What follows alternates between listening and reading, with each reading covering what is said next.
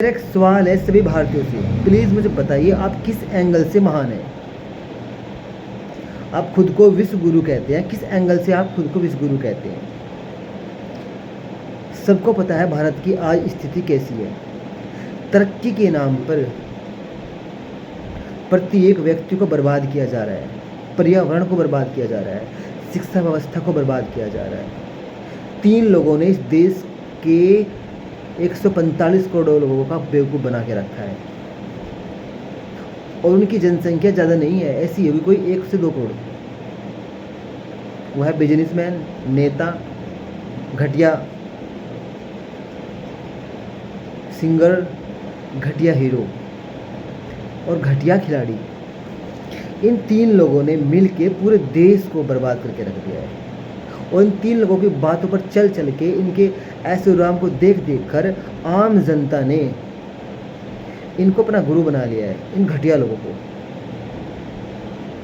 क्योंकि ये घटिया लोग घटिया फिल्में बनाते हैं, घटिया गाने बनाते हैं और घटिया ही काम करते हैं और फिर ये घटिया तरह की अय्यासियाँ करते हैं, घटिया तरह के खर्चे करते हैं, जिसको देख देख कर आम जनता, आम लोग भी उन्हीं की तरह जीवन जीने की कोशिश करते हैं, जिसके चक्कर में वो बर्बाद हो जाते हैं। ये लोग घटिया काम करते हैं, घटिया ऐड करते हैं, घटिया वस्तु का ही उत्पादन करते हैं और फिर उन्हीं की फैक्ट्रियाँ लगाते हैं और फिर उन्हीं का ऐड दिखा दिखा के आम आदमी का उल्लू बनाते हैं। आम आदमी की जेब में पैसा हो या ना हो, पर वो उस वस्तु को खरीदने की कोशिश करेगा क्योंकि वो आकर्षण को बढ़ावा देती है। उस समाज में बेवकूफ़ और घटियापन को बढ़ावा देती है। आदमी को क्या चाहिए? आकर्षण, दिखावा, झूठी मुस्कान, लोगों के बीच में थोड़ी सी वाह ही मिल जाए, बस थोड़ी प्रसिद्धि मिल जाए। इस चक्कर में वो दूसरों की नकल करने लगता है, जिसके चक्कर में वो अपने आप को भी बर्बाद कर लेता है। शिक्षा के अभाव में। और ये तीनों लोग जो है ना, इस शिक्षा को बिल्कुल भी प्रोत्साहित नहीं करते। नेता, फिल्मिस्तान के लोग और घटिया बिजनेसमैन कभी भी अच्छे ऐड नहीं बनाएंगे, कभी भी अच्छी फैक्ट्री नहीं लगाएंगे, ना ही कभी ये लोग अच्छे कार्य करेंगे। ये मंदिर में जाके भंडारा करेंगे।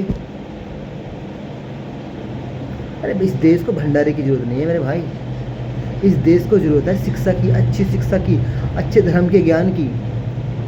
पूरा देश धार्मिक है, उसके बाद भी इतनी हिंसा है, प्रत्येक बात हिंसक है। पर्यावरण को बिगाड़ के रख दिया। आपको पता नहीं आपके देश की स्थिति कैसी है। पूरे संसार में सबसे घटिया शहर और सबसे गंदे शहर हमारे देश के। कुपोषण से हम लड़ रहे हैं, सबसे ज़्यादा हत्या यहाँ पर होती है।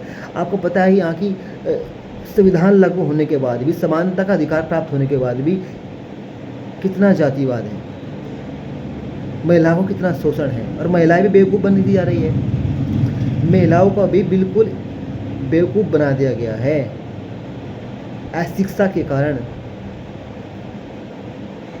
हम खुद को हिंदू कहते हैं, सनातनी कहते हैं। आप लोग किस एंगल से सनातनी हो? अगर आप भारत के पूर्व वैदिक काल में जाइए, रामायण काल में जाइए आप, या महाभारत काल में जाइए, वहाँ पर कहीं भी आपको पर्दा व्यवस्था नहीं मिलेगी। आप सब लोगों ने अपनी स्त्रियों को मुल्ला नहीं बना के रख दिया है। मुल्ला पर्दा प्रथा करे, वो उनका धर्म है, पर आप लोग क्यों कर रहे हो भाई? वैसे तो आप मुसलमानों को बड़े खिलाफ हो, लेकिन उनकी बहुत सी जो धर्म में मान्यताएं हैं उनको आप लोगों ने अपना रखा है। उनकी मज़ारों पे आप जाते हो, मस्जिदों में आप जाते हो, तो तुम लोग किस एंगल से सनातनी हो? किस एंगल से? धर्म के नाम पर, जाति के नाम पर और घटियापन के नाम पर इस देश को बर्बाद किया जा रहा है, लूटा जा रहा है 3 लोगों के द्वारा। नेता, घटिया फिल्मिस्तानी और घटिया बिजनेसमैन। और जब तक इस देश में शिक्षा व्यवस्था अच्छे से लागू नहीं होगी, प्रत्येक व्यक्ति को समानता का अधिकार नहीं मिलेगा, तब तक ये घटियापन बढ़ता जाएगा। और जितना ये घटियापन बढ़ेगा, घटिया वस्तु की खरीदारी बढ़ेगी, घटिया वस्तु के प्रति लोभ बढ़ेगा, लालच बढ़ेगा, उतनी हिंसा बढ़ेगी, उतने रेप बढ़ेंगे, उतने मर्डर बढ़ेंगे। उतनी लूट बढ़ेगी, और जितनी ये चीज़ें बढ़ेगी उतना ही प्रकृति का विनाश होगा, उतने जंगल काटे जाएंगे, उतनी ही फिर गर्मी बढ़ेगी, और जितनी गर्मी बढ़ेगी उतनी और ज़्यादा हिंसा बढ़ेगी। हमारे देश में जंगलों को इतनी तेज़ी से काटा जा रहा है, बड़ी तेज़ी से। और जो जंगलों में पशु पक्षी रहते हैं ना, गांव में रहते थे, गांव में तो रहे ही नहीं, गांव में तो कोई पशु पक्षी अब रहा ही नहीं, ना चिड़िया, ना कौवा, ना तोवा, ना बोतक, ना बुगले, कुछ ना रहा, सब खत्म हमारी घटिया भूख के कारण। इस देश में शिक्षा को मजाक बना के रख दिया है। इस देश में देशभक्ति को सिर्फ अब मन में रखते हैं, दिलों में रखते हैं। जब 15 अगस्त आता है, 26 अगस्त आता है, या किसी शहीद का दिवस आता है, तो हम दो भजन, दो गीत बजा के अपने मन को शांत कर लेते हैं, झंडा लेके हाथ में घुमा घुमा के, गाँव में चक्कर लगा लगा के खुद को देशभक्त कह लेते हैं। पहले वर्ग व्यवस्था थी इस देश में, कोई जाति व्यवस्था नहीं थी, और वो वर्ग व्यवस्था बड़ी खूबसूरत थी, क्योंकि जो उस वक्त की वर्ग व्यवस्था थी वह मनुष्य के कार्य देखकर बनाई गई थी। क्षत्रिय वही होता था जो बहादुर होता था, ब्राह्मण वही होता था जो ज्ञानवान होता था। वाल्मीकि जी थे, अगर आप देखें उस टाइम से, वो शूद्र थे वे, जब तक उनको ज्ञान प्राप्त नहीं हुआ तब तक वो शूद्र थे। जैसे उनको ज्ञान प्राप्त हुआ तो वो शूद्र नहीं रहे, ब्राह्मण बन गए। तो पहले वर्ग व्यवस्था थी इस देश में, कोई जाति व्यवस्था नहीं थी। उस जाति को वर्ण व्यवस्था में बदल दिया, वर्ग से फिर वर्ण व्यवस्था आई। वर्ण फिर किस पर आधारित हो गई? काम पर आधारित हो गई। तब भी जाति व्यवस्था नहीं थी, छुआछूत तब भी नहीं थी। फिर वर्ण को ही जाति व्यवस्था में बांट दिया। और जब देश इस तरह बढ़ता चला गया, जब इस देश में शिक्षा का मजाक बनता चला गया, सच्चाई का मजाक बनता चला गया, तब इस देश में विभाजन चालू हो गए, इस देश में बाहर से आक्रमण चालू हो गए। राम इस धरती पे आए, हमारे राम, श्री राम, जिनका भी मंदिर बना गया है, उनके आदर्शों पे हम कितना चलते हैं भाई। राम तो भिलने के यहाँ भी गए, पूरे संसार को बताने के लिए कि जाति व्यवस्था कुछ नहीं होती है, ऊंच नीच कुछ नहीं होता है। उनके झूठे बेर खाए भगवान ने, जिनका मंदिर बनाया आपने हाल ही में भी, जिनकी पूजा करते हो, और आप जात पात के नाम पर इतनी हिंसा करते हो। भाई सारा काम एससी वाले ही करते हैं, जिन्हें आप एससी बोलते हो, एसटी बोलते हो। जाति के नाम पे, धर्म के नाम पे देश को मत बर्बाद करो। पहले ही बहुत बर्बाद हो चुके हैं हम, कई हिस्सों में बट चुके हैं हम। अफगानिस्तान चला गया, म्यांमार चला गया, बांग्लादेश चला गया हमसे, पाकिस्तान निकल गया हमसे, आधा कश्मीर छीन गया हमसे। इस जाति व्यवस्था के चक्कर में, इस धर्म के चक्कर में हम बर्बाद हो गए। जितना हम बटे उतने हम कटे। पहले वर्ग व्यवस्था थी, हम पर कोई हाथ तक नहीं लगा सकता था, संसार में हमारा राज चलता था, पूरी दुनिया में हमारा राज चलता था। भारतीय लोग इतने पावरफुल थे क्योंकि उस वक्त गुणों को महत्व दिया जाता था, शिक्षा को महत्व दिया जाता था। जो जिस कार्य को करता था उस कार्य में उसको छेड़ा नहीं जाता था, न किसी को नीचे दिखाया जाता था। परमात्मा इस देश में आगे चले गए, पर इस देश के लोगों को बुद्धि नहीं आई, ये उतने ही नीचे चलते चले गए। पहले समान व्यवस्था थी, स्त्री पुरुष समान रूप से शिक्षा प्राप्त करते थे, एक साथ पढ़ते थे, एक साथ कार्य करते थे, बिजनेस करते थे, देश की तरक्की करते थे। पहले लड़ाई झगड़े नहीं थे, डिवोर्स नहीं थे। इसका कारण यही था क्योंकि उस वक्त ज्ञान था, बुद्धि थी, सबको पता था क्या करना है क्या नहीं करना है। बलात्कार नहीं थे, हत्याएं नहीं थी, लूटपाट नहीं था, भाईचारा था, परिवार एक साथ रहते थे क्योंकि उस वक्त शिक्षा थी। समझिए शिक्षा कितनी महत्वपूर्ण है। शिक्षा जीवन है, जीवन का दर्शन है। वर्ग व्यवस्था के टाइम शिक्षा थी, प्रत्येक व्यक्ति के पास, नारी के पास काम करने की आज़ादी थी, बोलने की आज़ादी थी। यदि कोई किसी को प्रताड़ित कर रहा है तो उसके खिलाफ बोलने का अधिकार था, उसको दंडित करने का अधिकार था, उसको छोड़ने का अधिकार था। आज स्त्रियों को जो है बेवकूफ़ बना दिया गया है, उनकी शिक्षा व्यवस्था को बिल्कुल मिटा दिया गया है। और जहाँ पर स्त्री समझदार है वो अपने हक के लिए बोलेगी भी, लड़ेगी भी। जहाँ पर स्त्रियों को घरों में कैद कर दिया जाएगा, उस देश की तरक्की बिल्कुल रुक जाएगी, बर्बाद हो जाएगी। हमारा देश बढ़ तो रहा है पर बर्बादी की ओर, तरक्की को ना बढ़ रहे हम। यही कारण है हमारे पतन का, हमारे विभाजन का। और यदि हम ऐसे ही सोते रहें, अपने अधिकारों के प्रति, अपनी शिक्षा के प्रति, अपने अच्छे कर्तव्य के प्रति अगर हम जागरूक नहीं हुए, यदि हमने अपने महापुरुषों को नहीं जाना, अपने देश के वीरों को नहीं जाना, इस देश की सच्चाई को नहीं जाना, इस देश के सच्चे सनातन रूप को नहीं जाना, तो वो दिन दूर नहीं है जब इस देश में भयंकर तबाही मचेगी। आज देखो तो इस देश का हाल कितना बुरा है, धर्म के नाम पर, जाति के नाम पर कितना बुरा हाल है यार। कृष्ण भगवान चले गए इस दुनिया से समझाते समझाते, राम चले गए। भेदभाव मत करो, गंदगी मत फैलाओ, पर्यावरण को मत बिगाड़ो। अगर इस देश में जाति व्यवस्था नहीं होती ना मेरे भाई, तो इस देश में बुद्ध भी ना होते, इस देश में महावीर ना होते।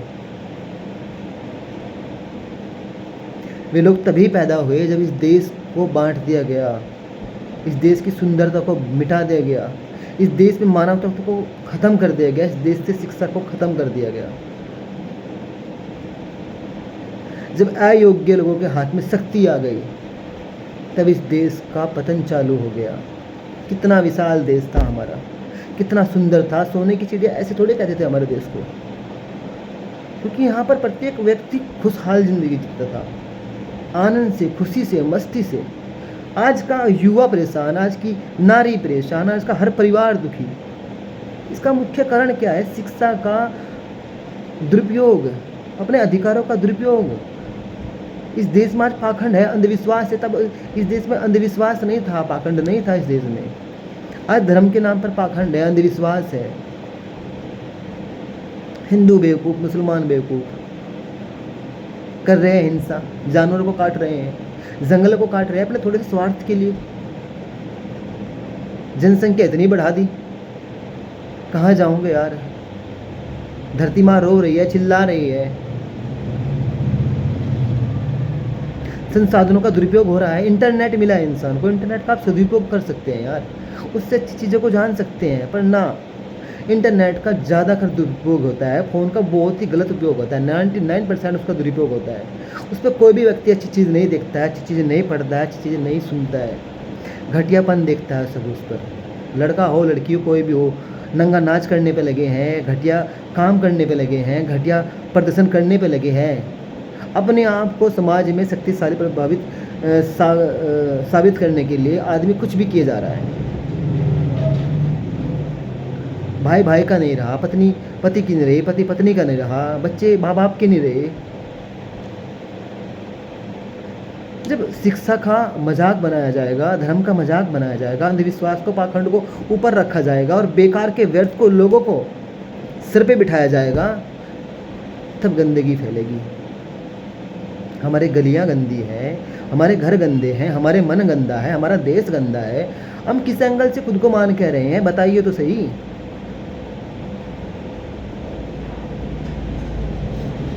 जाति व्यवस्था, धर्म व्यवस्था, ये है क्या सब यार? कोई इंसान को इंसान कहना पसंद ही नहीं करता। अगर एक रूप से देखे ना, जो ब्राह्मण है, क्षत्रिय है, शूद्र है, वैश्य है, कोई भी हो, आप एक दूसरे के बिना नहीं जी सकते भाई, एक दूसरे के सहयोग के बिना नहीं जी सकते आप। 21वीं सदी में जी रहे हैं हम, अंधविश्वास से, पाखंड से भरे हुए लोग हैं हम 21वीं सदी में। हम तरक्की नहीं कर रहे हैं, बर्बादी की ओर बढ़ रहे हैं।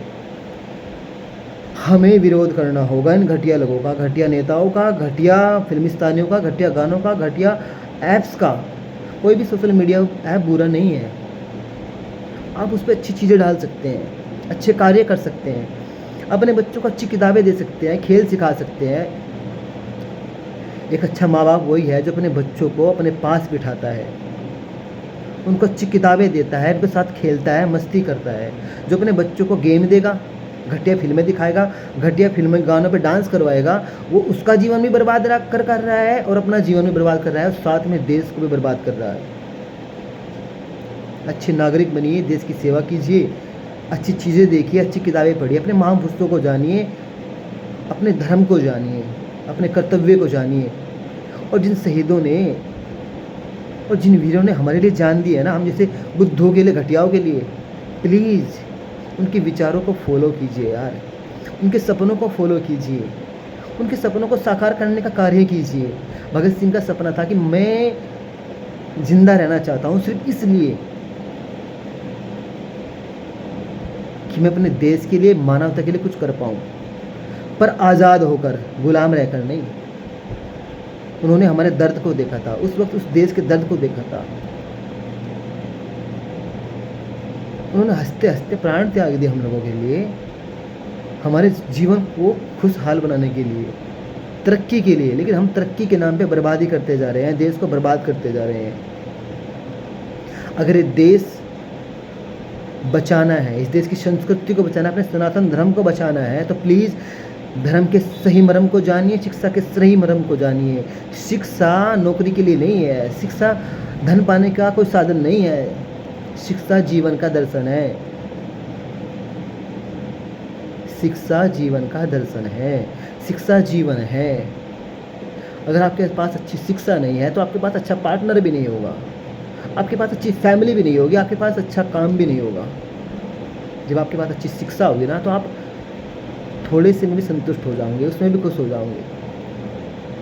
अगर ऐसे चलता रहा ना, हर युवा बर्बाद होगा इस देश का, हर युवा। जय श्री राम, जय श्री राधे।